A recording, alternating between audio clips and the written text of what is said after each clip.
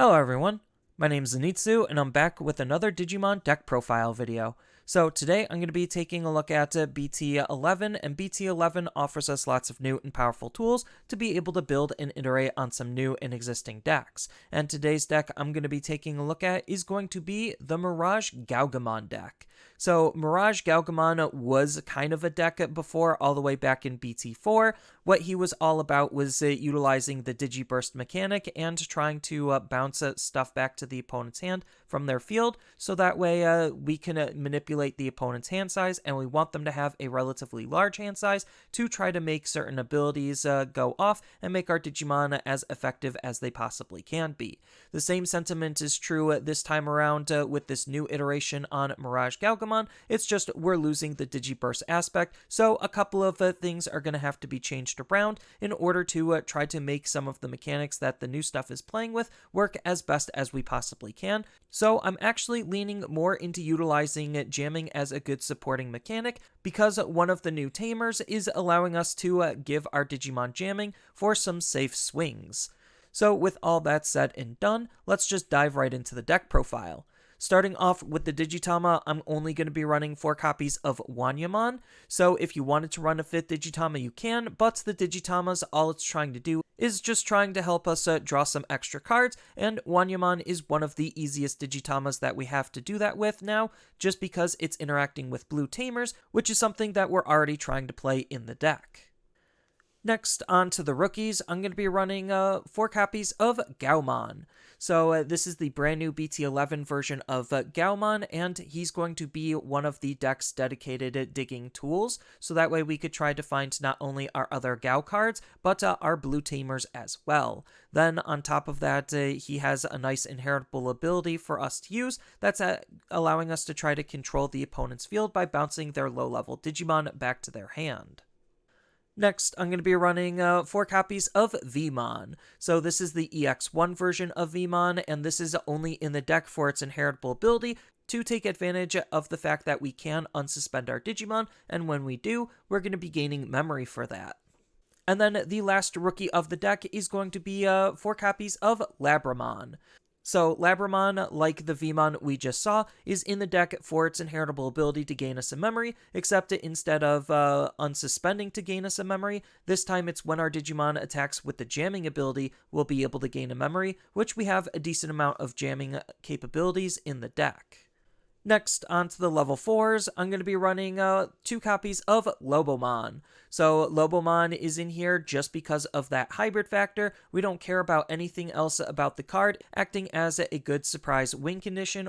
Next, I'm going to be running 4 copies of Gaogamon. So this is the BT11 version of Gaogamon, and this is another really good card to be really aggressive with, just because if we pair him up with the intended tamer, he should have the jamming ability to pair up nicely with his when attacking ability to be able to gain a memory as long as the opponent has enough cards in their hand, which if we're doing our job right and the opponent is doing their job right, they generally would want to have more than 8 cards in their hand anyway.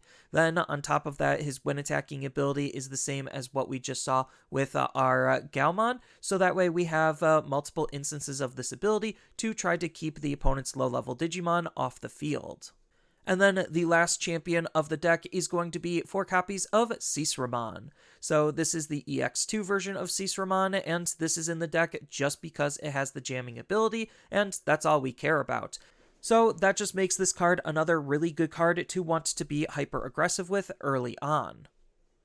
Next, on to the level 5s, I'm going to be running 4 copies of MachGaogamon. So this is the BT4 version of MachGaogamon, and even though he's not necessarily the greatest for the deck, he's still pretty decent just because of the Gao name synergy that he has already, on top of the fact that his Digiburst ability allows us to bounce a low-level Digimon back to the opponent's hand, which is, again, trying to put cards into their hand so we could utilize our card effects as best as we possibly can, and is inheritable. While it's not super great, it's not bad either, with just a generic DP boost ability as long as we have a tamer in play, and 2000 DP is still pretty sizable of a boost that we could use.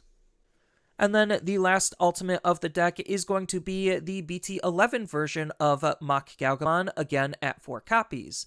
So what this card is doing is kind of similar to the old one, where it's applying a DP boost, but it's applying the DP boost to himself, while also having the blocker ability added for that turn, so that way when we Digivolve from him into our level 6, then our level 6 gets to inherit all of the buffs from his when Digivolving ability. And then on top of that, he also has a nice inheritable ability that's allowing us to unsuspend when a card is put into the opponent's hand. So that way we could try to bounce a card, unsuspend our Digimon, and utilize it offensively or defensively, depending on what the situation is and the cards that we have available.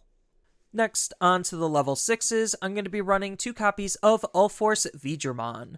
So UlforceVeedramon is a pretty good supporting level 6 for the deck, just because of the fact that we already want to play and interact with our blue tamers, and this is a good card to just try to help us set up our blue tamers, while also being a good card to just try to bounce some of the opponent's Digimon, on top of the fact that because we're already playing into some jamming synergy, then our level 5s could be suspended, so that way we could try to take advantage of the fact that when we Digivolve up into him, we could potentially play a blue tamer to unsuspend him to be a really good card that has lots of utility. And then the last level 6 of the deck is going to be 4 copies of the main man, MirageGaogamon. So MirageGaogamon is a pretty decent card when we Digivolve up into him. He's going to try to bounce one of the opponent's mid to low level Digimon back to their hand, but we actually don't want to bounce a Digimon back to their hand, just because if no Digimon was bounced, we actually get to add one of their cards in their security to their hand, almost acting like a pseudo burn effect. Then on top of that, his all turns ability is actually pretty decent to help us generate some extra memory. When a card effect adds a card to the opponent's hand, we'll gain 1 for every 4. So the fact that this triggers not only during our turn but the opponent's turn as well means that it really limits the amount of cards that they want to potentially draw, making for a pretty decent generic blue level 6 Digimon. And then the last mega of the deck, and only level 7 of the deck, is going to be 1 copy of Omnimon. So the BT5 Omnimon is still just a really good card just because he's a good game finisher. And then if we really needed to, and we just want to try to apply as much pressure onto the opponent as we possibly can, he's still just a really hard card to deal with just because he also has some nice built-in protection. Next, on to the Tamers, I'm going to be running 3 copies of Davis. So Davis, again, is still just the best generic blue memory fixing tamer that we currently have, where it's just allowing us to set our memory to 3 if it's ever less than 3, on top of it being a nice digging tool to make sure that our deck is going to be as consistent as it possibly can, looking for specifically blue and green Digimon, and in this deck, we don't care about the green Digimon, we just care about finding some blue Digimon. Next, I'm going to be running 3 copies of Thomas. So Thomas is a card all the way back from BT4 that was originally interacting with our Gao cards, so it's just a good card to use in here because of that same synergy. So just for playing him, we get to draw a card, which is pretty decent because at worst, he's still just replacing himself, and then at best, we're utilizing his actual main ability, where as long as the opponent has enough cards in our hand, then we get to suspend this tamer to unsuspend one of our Gao Digimon, so that way we could try to be as aggressive as we possibly can, and the more Thomases that we have on the field, the more instances of this type of ability we have to be able to multi-attack onto the opponent to potentially deal a lot of damage. And then the last tamer of the deck is going to be 3 copies of Nicolai. So Nicolai is another card that's playing into the Gao synergies, where it's going to be giving our Gaos jamming. So this lets our Gaos be as safe swinging on virtually any level as we possibly can, on top of incentivizing us for utilizing some of those jamming-based synergy cards. And then on top of that, his passive ability will just help us gain some extra memory when cards are added into the opponent's hand, making him just a good card interacting with the themes of the deck. And then lastly, onto the options, I'm going to be running 2 copies of Blue Memory Boost. So this is just another consistency tool trying to help us dig for the cards that we want to find, on top of the fact that it's going to have that delay ability to gain us extra memory at a later turn. And then the last card and last option of the deck is going to be another flex spot, so it could really be anything you feel like you want it to be, but I'm going to be designating it for some removal in the form of 2 copies of Cocytus Breath. So Cocytus Breath is just one of the best generic bounce options that we have, and our deck does care about bouncing Digimon back to the opponent's hand, where we basically get a bounce at any one of the opponent's Digimon back to their hand, and it's a decent security threat, having its security ability activate its main, making it just a good generic bounce option for us to use. And then as far as the overall game plan and gameplay of the deck, it is actually kind of flexible on what is going to be the more optimal evolution line, depending on what kind of cards that you see and how you see them. So when it comes to what the best level 3 for the deck is, there's not really a correct or incorrect answer. So Labramon is really good when you see Nicolai, just because Nicolai is going to be granting our Digimon jamming, and that's when Labramon's going to give us the memory, is for utilizing the jamming ability on our higher stages. And similarly, our Veemon is really good with Thomas, just because Thomas is going to help our Digimon unsuspend, on top of some other ways to be able to unsuspend our Digimon, like with the new MachGaogamon and our supporting Mega being UlforceVeedramon. So that's kind of how we could utilize the level 3s and gauge which one is best at any given moment. But Gaomon is just going to be the best generic one for us to use, just because it's just trying to help control the opponent's low-level Digimon. So when it comes to our level 4s, again, it doesn't necessarily matter which level 4 that we see. Lobomon is going to be in here mostly to use as a game finisher on top of our Tamer, so that way we could try to sneak in a hybrid finish. So I'm not really going to count that towards our actual level 4s we're going to be utilizing. So instead, we're going to try focusing on Gaogamon and Seasarmon, just because Seasarmon has jamming, which means we could use it aggressively, and the fact that it doesn't have an inheritable ability actually is to the card's benefit, because we do have some Digiburst. We could play around with it and not really worry about losing anything, because Seasarmon never had anything to begin with. Then our Gaogamon is actually going to be really good for building a stack, just because it's sharing a similar inheritable ability to our Gaomon. So that way we have multiple different ways to be able to remove the opponent's low-level Digimon on a single swing.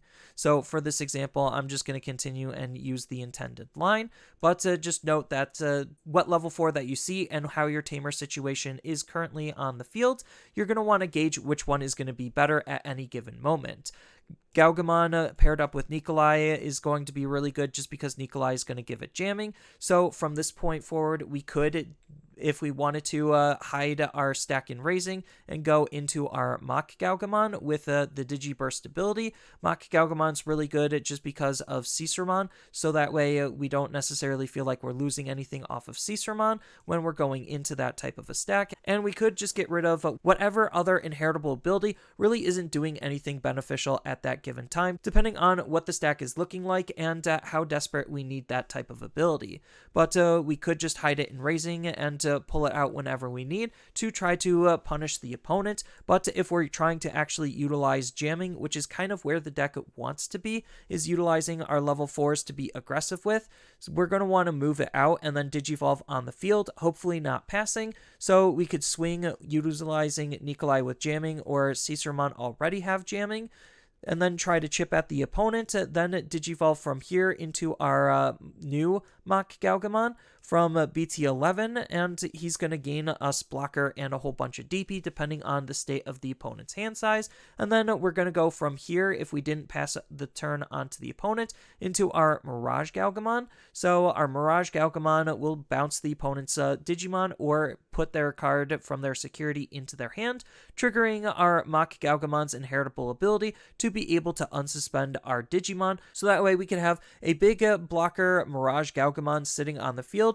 waiting and ready to be able to be aggressive with, especially if we have Thomas on the field to be able to multi-attack. And the fact that when we add cards back into the opponent's hand, we could also be memory efficient based on the cards, just favor us utilizing these over the Gaomon, again, all depending on the stack synergies and tamers that you have in place. But the fact that we have all of this flexibility inside the deck could really take the opponent by surprise, especially since UlforceVeedramon is a really good supporting mega in case our stacks decks are kind of poor, just because it could help set up our tamers, so that way we could try to build a cleaner stack going into our second level 6. Then when it comes to the options, they're literally just option slots. They're just here to support the deck. And that's kind of just the overall general gist of the deck, is just seeing where you're at, what stacks you can make, and how to make the most out of your stacks. And then there's still just a whole bunch of various other tech and tools that you could think about incorporating into the deck, all depending on what you have access to, what you want to play, and how you want to play it. So you could think about dipping more into the BT11 Veemon line and utilize the Veemon mostly for its inheritable ability to make playing our tamers efficient, but it could also be a decent searcher. And then you also have the Veedramon, which also is doing that same thing on trying to make our tamers more efficient with its inheritable, while helping us draw cards when we're playing our tamers to find what we need to find.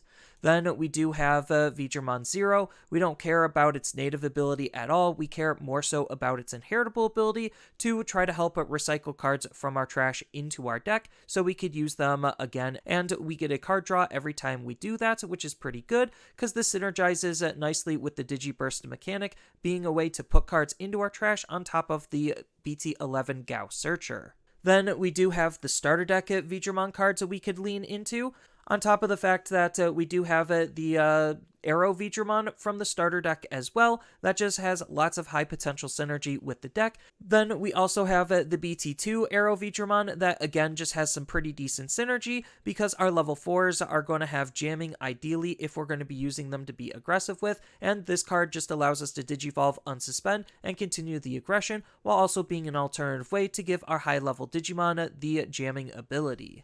Then we could dip back into some of the old Gao support if you want to try to run a more true Gao tribal. So if you're playing with some of the old Gao cards, then you could utilize the B for its inheritable ability supporting Digiburst.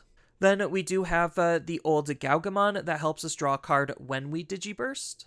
And we even have the old MirageGaogamon, which is a unblockable Digimon that could potentially make himself cheaper for the opponent having a very healthy hand size. Then we do have some other good blue tech and tools for us to lean into, like utilizing some Gabumons. So the EX1 can help us try to dig out our tamers. And we even have starter deck Gabumon that can help DP boost our Digimon to make them a little bit harder for the opponent to deal with. And then we even have some Jellymon-based cards to try to support the deck, just because Jellymon likes to interact with tamers. We're already playing some tamers. Jellymon could potentially help us give our Digimon jamming and draw us cards and trigger some bounce effects, so Jellymon could potentially be a good supporting package for the deck as well. And then thanks to Jellymon, we also could run some of the Kyoshiros. So one of the Kyoshiros is a good alternative way to give our Digimon jamming in case we don't necessarily have or see Nicolai. And then on top of that, we also have the BT9 Kyoshiro to act as some extra card draw and a memory fixing tamer on a budget. Then we do have some other good tamers that we could think about utilizing as well. I'm going to be highlighting Matt and Sora as one of the better ones to help us gain extra memory for not only us having a good hand size, but the opponent as well. And it's a good card to also try to help control the opponent's low-level Digimon as well, acting as an extra way to bounce some of the opponent's Digimon. And then we do just have a whole slew of different options that we could think about utilizing. We could swap what bounce options we're going to be using to try to control the opponent's field. We could run some boost options to try to boost our Digimon up. And we even have some plugins and other generic tech cards that we could think about utilizing to just try to round out what the deck is trying to do. So that's all I really have for this video. As always, feel free to tell me your thoughts down in the comments below, and down in the description below are a couple of different ways you could support me and the channel. So I do have a TCG Player affiliate link, so when you use that link to buy cards off of TCG Player, then some of that money will go to supporting me and the channel. I also do make and sell playmats over on Overcard Gamers on Facebook, so when you buy a playmat with my design, then some of that money money will also go to help supporting me and the channel. And on top of all of that, I do have a Twitch account over on twitch.tv/Zenitsu, so giving me a follow and a subscription also helps support me there, and I do play Digimon on top of various other games on that platform as well. So thank you everyone for watching, and as always, don't forget to like, share, and subscribe for more content, and I'll see you in the next video.